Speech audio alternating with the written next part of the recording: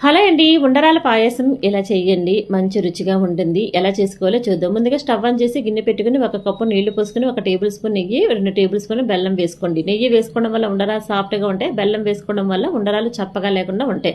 మంచిగా నీళ్లు మరిగిన తర్వాత 1 కప్పు బియ్యం పిండి వేసుకుని దగ్గరగా అయ్యేంత వరకు ఉడికించుకోండి. ఇలా దగ్గరగా అయ్యాక వెంటనే స్టవ్ ఆఫ్ చేసేసి గోరువెచ్చగా ఉండేటప్పుడు పిండి అంతా ఉండలు లేకుండా కలుపుకోండి. కొద్దిగా పిండి ఒక గిన్నెలో వేసుకుని మిగతా పిండిని ఉండ్రాళ్ళు చేసుకుని రెడీగా పెట్టుకోండి.